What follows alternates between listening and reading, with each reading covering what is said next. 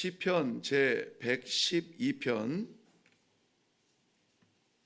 시편 제 112편 1절 한 절 말씀입니다. 112편 1절 한 절 말씀을 우리 다 같이 한 목소리로 합독하도록 하겠습니다. 시작. 할렐루야. 여호와를 경외하며 그의 계명을 크게 즐거워하는 자는 복이 있도다. 아멘. 아멘. 오늘 112편 말씀은 1절부터 10절까지 되어 있습니다. 본문 자체도 길지 않거니와 내용이 너무나 명료합니다. 이런저런 이야기들, 글 문체들이 시처럼 기록되어져 있습니다. 특별히 이 111편과 더불어서 112편의 내용은 우리 한글에도 가나다라가 있듯이 이 히브리어에도 그런 그 알파벳 순서가 있거든요. 그 순서에 따라서 이 시구를 기록해 놓은 그러한 시 중에 하나입니다. 유명한 것이 우리가 잘 아는 그 119편 같은 경우도 마찬가지입니다만은 예를 들면 이런 겁니다. 우리나라가 이제 가나다라 이 돼 있으니까는 가 하면은 가야 할 세월인가요? 나도 거스를 수 없네요.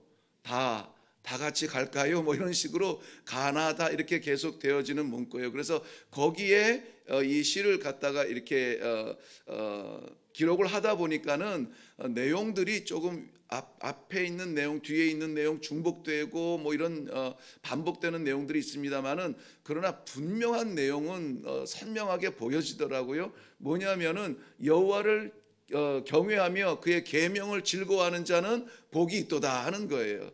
이 복에 대해서 오늘 이야기하고 있습니다. 우리가 기도하는 가운데 하나님께서 부어주셔야만 하는 복이 있어요.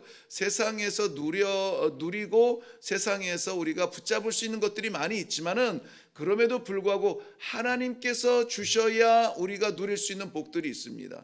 그리고 그것이 세상의 복과 하나님께서 주신 복의 구별이 너무나 선명해요. 그러한 것들에 대해서 똑같은 공기를 호흡하더라도 우리가 이 찬양을 하기 위해서 들여마시는 숨과 그리고 무언가 나의 꿈을 이루기 위해서 어떤 정략을 위하여서 이런 것들을 위해서 들여마시는 호흡은 다르다는 거예요. 같은 공기를 마시더라도 생명을 위해서 우리가 들여마시는 공기라면 의미가 있지 않겠습니까? 같은 직장을 출근할지라도 같은 건물을 들어가더라도 하나님께서 내게 보내주신 그러한 선교의 동산이다 생각하며 들어가는 그러한 발자취와 그저 오늘도 일하다가 시간 되면 가는 거지 터벅터벅 걸어가는 그 발자취는 다르다는 거예요. 다릅니다. 오늘 그래서 우리가 기도하는 가운데 가장 마음을 두고 기도하는 복에 대해서 분명하게 먼저 결론을 짓고 그것을 설명하는 방법으로 그렇게 시작을 하려고 합니다. 정말 진정한 복은 무엇인가? 우리 다 복에 대한 기대가 있죠. 기도하면서 하나님 이 복을 하나님께서 부어주셔야 합니다 하는 그런 복에 대한 기대가 있습니다. 그 복에 대한 기대 가운데 가장 우선되어지는 것이 뭐냐면 아무래도 후손의 복입니다. 후손의 복, 자손의 복이죠. 그런데 성경 2절 말씀에 보면은 후손이 땅에서 강성하도록 하나님께서 복을 주신다. 즉 후손의 복에 대해서 이야기하고 있습니다. 여기서 후손은 당연히 믿음의 후손입니다. 믿음의 자손이고 하나님께서 언약으로 주신 자손들을 이야기합니다. 단순한 진리입니다. 하나님께서 약속해서 보내주신 후손이 이 땅에서 강성하고 복을 받아야 그것이 하나님께서 이 땅 위에 계획하신 평안을 누릴 수가 있습니다. 하나님께서 작정하지 아니한 악의 자손들이 이 땅에 편만하다 생각하는 것이 머리끝부터 발끝까지 죄밖에 없다. 그럴 때는 어떻게 하겠습니까? 이 땅에 평안이 있을까요? 많은 것을 누리고 많은 사람이 이 땅에 태어나고 간다 할지라도 평안이 아니라 하나님의 마음을 분노하게 합니다. 분노하게 해요. 노아의 홍수의 사건을 우리는 너무나 잘 압니다. 사람들이 없어서가 아닙니다. 악이 많기 때문에 그래요. 사랑하는 성도 여러분, 우리의 자손들은 아무쪼록 하나님께서 약속으로 허락하신 믿음의 자손이 되기를 바랍니다. 믿음의 자손이 되기를 주의 이름으로 축원합니다. 창세기 12장 7절 말씀에도 하나님께서 그 자손에게 이 땅을 주겠다, 네 자손에게 이 땅을 주리니 하고 약속을 하셨어요.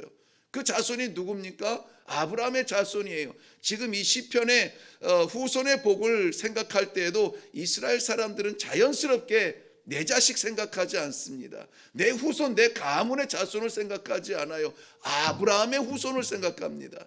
즉 아브라함의 후손은 어떤 후손이에요? 하나님이 약속으로 주신 자예요. 즉 믿음의 자손이라는 것입니다. 사랑하는 성도 여러분, 오늘 우리 삶 가운데 반드시 우리가 눈으로 목도해야 될 것, 하나님께서 주신 믿음의 자손이 강성하고 믿음의 자손이 잘 되는 그러한 복을 보시기를 주님의 이름으로 축원합니다.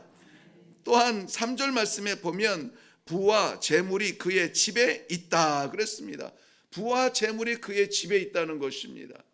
이 크리스찬들은, 하나님의 사람은 이 재물에 대해서 말을 하면은 마치 어떤 불경스러운, 거룩하지 않은 듯한 그런 오해를 하고 있습니다만은 재물 자체는 죄가 없습니다. 재물 자체는 죄가 없고 땀을 흘리고 수고한 대가로 하나님께서 부어주시는 은혜로 받는 것이 있습니다. 더 받아야죠. 더 받아야죠.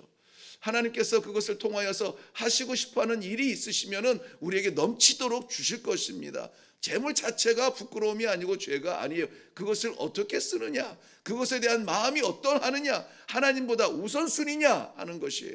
그것이 우리를 좌우하는 것이죠. 그런데 믿음의 자손의 그 강성함과 그 자손의 복 가운데는 재물이 풍성한데, 그 재물이 어떤 재물이냐, 아버지의 영광을 위하여 준비된 재물이라는 것입니다.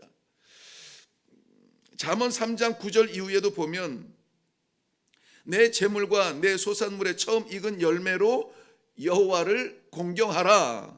그러면 내 창고가 가득 차고 내 포도즙 틀에 새 포도즙이 넘치리라 그랬습니다. 할렐루야입니까? 아멘이 안 되시는데, 우리 하나님께서 허락하여 주신 이 땅에 이 기업들과 하나님께서 허락하신 모든 탤런트를 통하여서 우리는 누구보다 열심히 충성을 다해서 애쓰고 수고해야만 됩니다. 그렇게 해서 허락하여 주신 것, 하나님께 감사함으로 하나님을, 여호와를 공경하라는 것입니다. 공경하라는 말이 뭐예요? 그 뜻을 살피라는 말이에요. 부모님을 공경한다. 어떻게 공경해요? 다른 건 물건 몇 개 사다 놓고 이걸 내가 다 했다고 이렇게 공경했다라고 말하지 않잖아요. 부모님을 잘 공경하는 사람은 부모님의 뜻이 무엇인가, 지금 우리 아버지가, 지금 우리 어머니가 무슨 생각을 하시나, 무엇 때문에 기뻐하시나, 무엇 때문에 마음 아파하시나, 그것을 이렇게 살펴보는 것, 그게 공경이에요. 여호와를 공경하라 하는 말은 교회에서 시간을 오래 보내고 많은 것으로 드리고 이런 것들이 아니라, 우리 하나님께서 기뻐하시는 것이 무엇인가, 하나님의 뜻을 살펴보라는 것입니다. 그리하면 하나님의 뜻을 살피는 자녀에게 감추시겠어요? 나누시는 거죠. 우리 하나님께서는 자녀들과 소통하기를 원하세요. 그러면 하나님의 뜻이 드러납니다. 그러면 그 뜻을 위하여서 하나님께서 허락하여 주신 것, 건강이요, 재물이요, 우리에게 허락하신 내 손에 쥔 것들을 그것을 위해서 사용한다면 마치 달란트 맡긴 주인이 기뻐하는 것처럼, 잘했다, 착하고 충성된 종아, 내가 너에게 건강을 주었는데 정말 건강하게 살았구나, 내가 너에게 재물을 주었는데 정말 바르게 사용하였구나, 이것이 재물의 복이에요. 주신 하나님의 뜻대로 쓰는 것.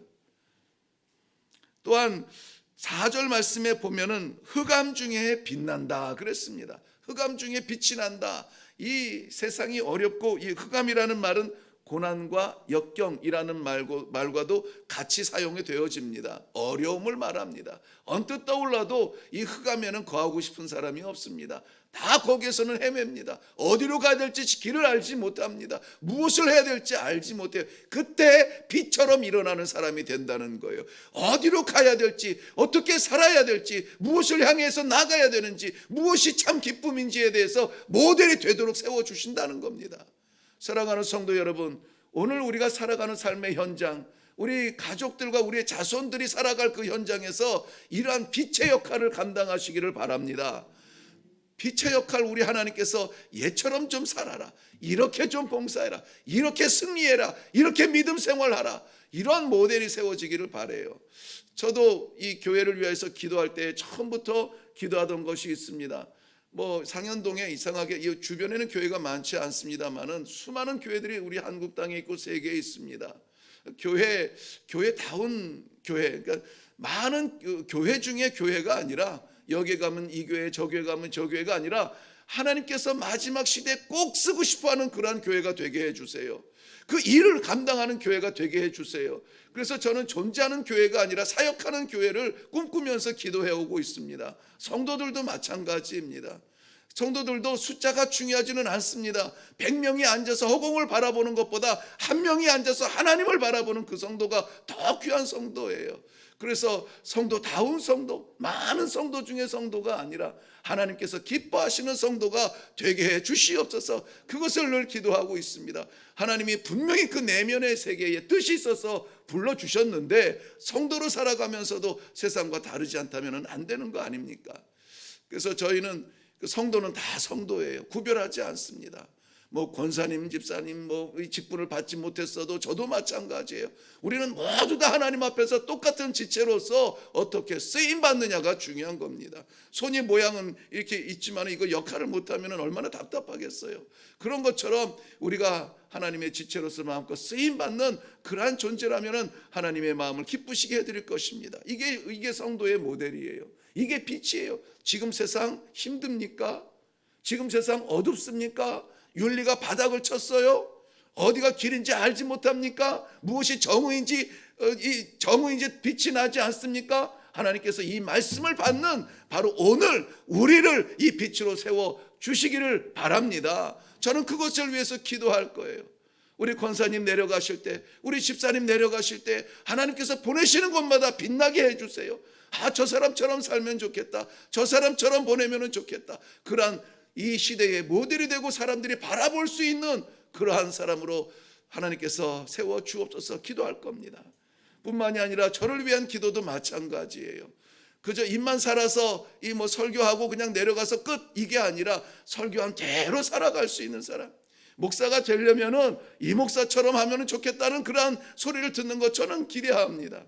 겸손도 겸손이지만은 그러나 하나님께서 어둠 가운데 빛으로 쓰신다면은 그 빛 중에 하나가 되고 싶어요. 사랑하는 성도 여러분, 어두움 가운데 암흑 가운데 흑암이 짙을수록 하나님께서 간절히 기다리는 그런 빛의 사명을 감당하시는 성도님들이 되시기를 바랍니다.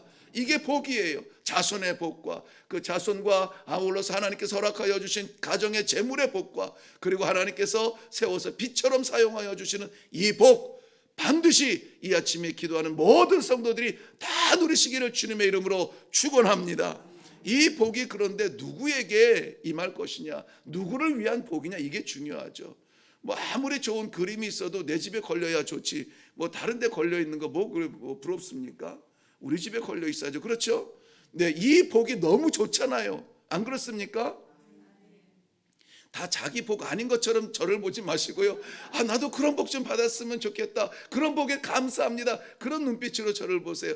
왜냐하면은 누가 이 복을 받는지를 우리가 분명히 알아야 되거든요. 누가 받냐면은 먼저는 여호와를 경외하는 자예요. 여호와를 경외하는 자. 경외한다는 그 뜻이 뭐라고요? 뜻을 헤아리는 거죠. 뜻을 헤아린다고요.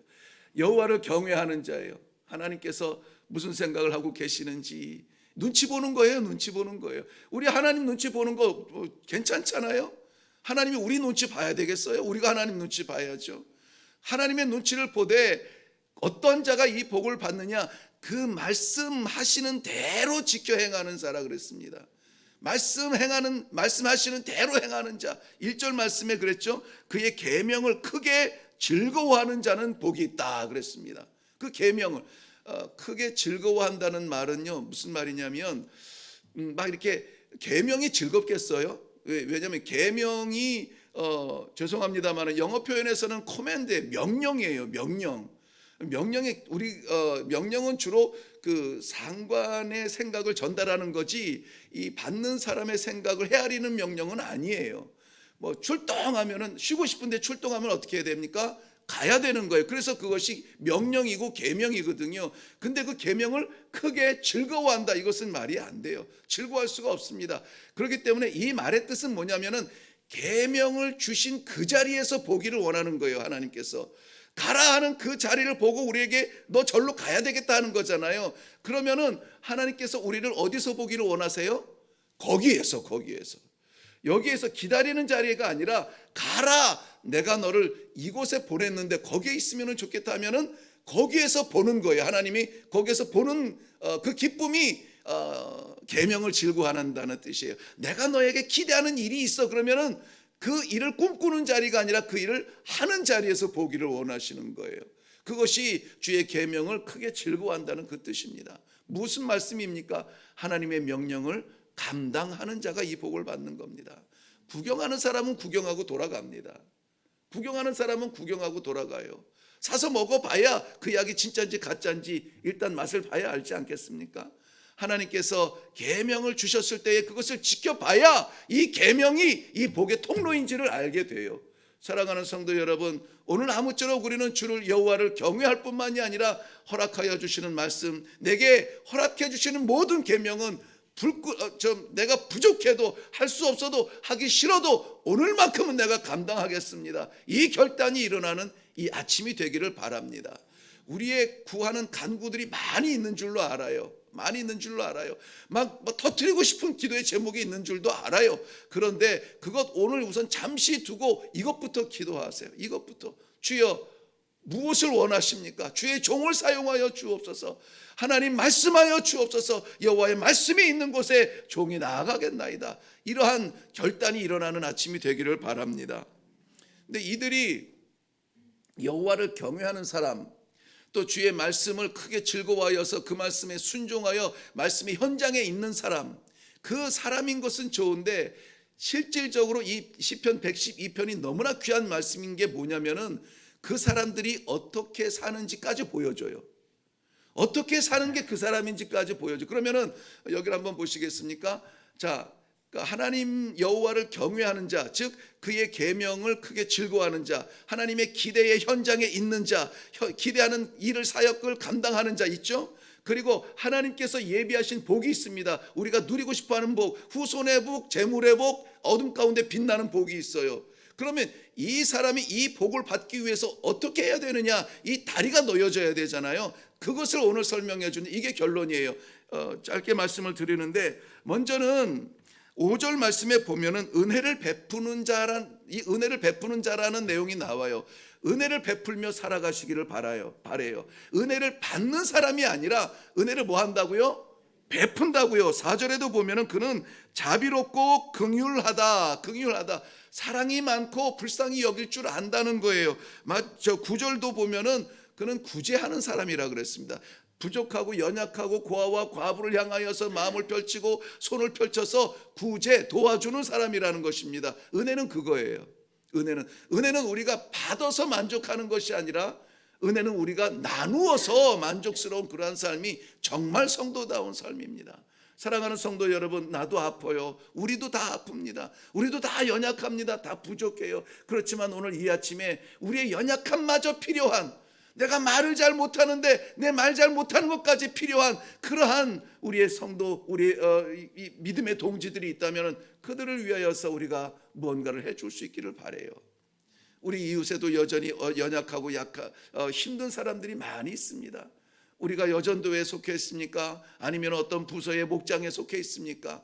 그럴 때에 우리가 은혜를 받았는데 은혜를 나눌 수 있는 방법은 무엇일까를 고민하도록 주제를 던져줄 수 있는 그런 첫사람이 되세요. 다 먹고 마시는데 우리 모여서 뭐 먹을까 뭐 마실까 할 때 우리 한 번 굶고 한 번 안 먹고 도울 사람은 없을까? 이 말 할 수 있는 사람이, 이 사람이 은혜를 나누는 사람이에요. 그러한 삶을 살기를 바랍니다. 그리고 7절과 8절 말씀에 두려워하지 않는 사람, 마음이 견고한 사람이 나옵니다. 오늘 어떤 형편이 될지는 모르겠습니다만 이 아침에 하나님께서 이 신앙 양심에 허락해 주시는 결단이 있거든 흔들리지 마세요. 마음 여기에 견고하다, 두려워하지 않는다, 이것은 강하다는 거예요. 흔들리지 않는다는 말씀입니다. 6절에서도 그랬죠. 흔들리지 않는다. 이것은 우리뿐만이 아니라 우리 자손들도 마찬가지예요. 세상 풍파에 요동하며 흔들리며 조금 바람 불면 여기저기 기웃거리며 쫓아다니는 그런 갈대 같은 존재들이 아니라 하나님 성전의 기둥과 같은 존재들로서 흔들리지 아니하는 믿음으로 오늘 살아가시기를 바랍니다. 복 받을 준비 되셨나요? 마치 이거 6, 70년대 부흥사 같은 그러한 이 멘트로 결과를 마무리하게 됩니다만, 아무쪼록 하나님께서 그의 백성들을 위해서 예비하신 그 만복을 오늘 누리시기를 주님의 이름으로 축원합니다. 기도하겠습니다. 하나님께서 우리가 감당할 수 없는 복의 꿈을 주시니 감사합니다. 우리 허락하신 믿음의 자손들 이 땅에서 강성하고 잘 되어야 되겠습니다. 아버지, 저들을 기억하여 주시옵소서. 아버지가 주신 믿음의 자손들입니다. 세상에서 흔들리지 아니하며 주님 믿음 안에 굳건하게 서가는 믿음의 가문이 되게 하여 주시옵소서. 부와 재물을 허락하여 주시되 우리 하나님의 사명을 감당할 수 있도록 많이 부어주셔서 아이고 없어서 못하는 일이 없도록 주여 충분히 할 수 있도록 부어 주옵소서. 아버지, 세상에 모델이 없는 이 시대에, 흑암처럼 답답한 이 시대에 믿음의 사람의 모델로 세워주셔서 빛처럼 빛나는 귀한 성도들 되게 하여 주시옵소서. 우리 하나님께서는 의인을 위하여 빛을 뿌리시고 마음이 정직한 자를 위하여 기쁨을 뿌리신다 약속해 주셨사오니 이 빛과 기쁨을 성도들의 발자취 앞에 뿌려 주시옵소서. 오늘도 주의 말씀 마음에 담습니다. 기억나게 하시고 쫓아가게 하시고 흔들리지 아니하고 반드시 지켜서 아버지 영광 나타내게 하여 주시옵소서. 아버지, 이 복음 이 가슴 안에 허락하신 것도 감사한데 땅끝에 알지 못하는 민족을 위하여서 선교의 마음을 주시니 감사합니다. 아버지, 당장이라도 달려가고 싶어한 안타까운 심령으로 우리 하나님 아버지 앞에 예물을 올려드리오니 주여 구름처럼 이동하여 주시어서 구름처럼 저들에게 복음을 증거하여 주시옵시고 생명빛처럼 저들에게 쏟아 생명들이 살아나는 놀라운 일에 쓰임받는 예물 되게 하여 주시옵소서. 감사드리옵고 예수님의 이름으로 기도하옵나이다. 아멘. 우리 계속 이어서 하나님께서 마음에 허락하여 주시는 대로 그 복을 사모하시고 그 복을 위하여서 여호와를 경외하며 주님 말씀하시는 것 그대로 따라가서 특별히 은혜를 나누며 마음 흔들리지 아니하는 굳건한 심장으로 살아가는 성도가 되게 하여 주시옵소서. 기도하며 내려가시기를 바랍니다.